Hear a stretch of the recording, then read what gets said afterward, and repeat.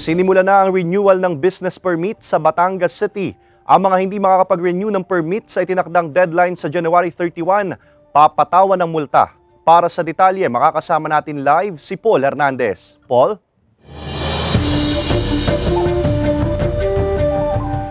Ace, ngayong 2024 sa tansya ng Batangas City LGU, karagdagang 2,000 bagong negosyo yung bubuksan sa lungsod. Pero paalala ng lokal na pamahalaan na asikasuhin muna yung business permit bago mag-operate. Nangangahulugan ang bagong taon ng renewal din ng mga business permit ng iba't ibang negosyo sa Batangas City. At habang kakaunti pa ang pila sa Business One-Stop Shop, dapat nang samantalahin ito ng mga nagnenegosyo. Obligadong mag-renew ang mga negosyante lalo't hanggang January 31 lang ang renewal period. Responsibilidad bilang taxpayer. Kailangang bayaran mo yung dapat para sa gobyerno. At ibalik naman ng gobyerno para sa amin. Budget and pondo siya. And nagkakaroon din kasi ng inspection. So para po safe tayo, may mapakita tayo na documents. Ang Business One-Stop Shop o BOSS layong mapabilis ang transaksyon ng mga kliyente at mapataas din ang compliance rate ng renewal ng business permit. Sa tala ng City LGU, 13,000 ang bilang ng mga negosyante sa lungsod.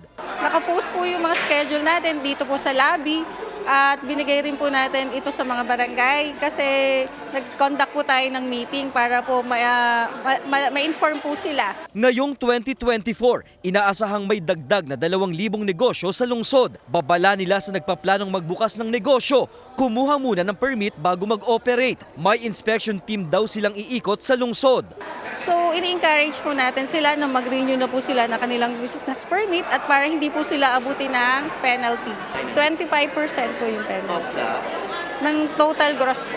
Ang Anti-Red Tape Authority o ARTA, inaatasan na ang mga LGU sa bansa na magkaroon na ng sarili nilang electronic business one-stop shop. Lahat po na pwede nating itulong, kasama na po to yung pag-donate ng hardware, even technical assistance para wala pong dahilan ng ating mga LGUs na makapag-comply sa requirement na ito. Kailangan ng koordinasyon ng LGU sa iba't ibang opisina at ahensya ng pamahalaan sa pagbubuo ng one-stop shop.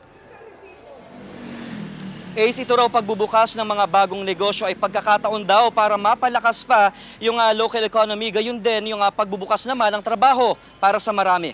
Ace. Maraming salamat, Paul Hernandez.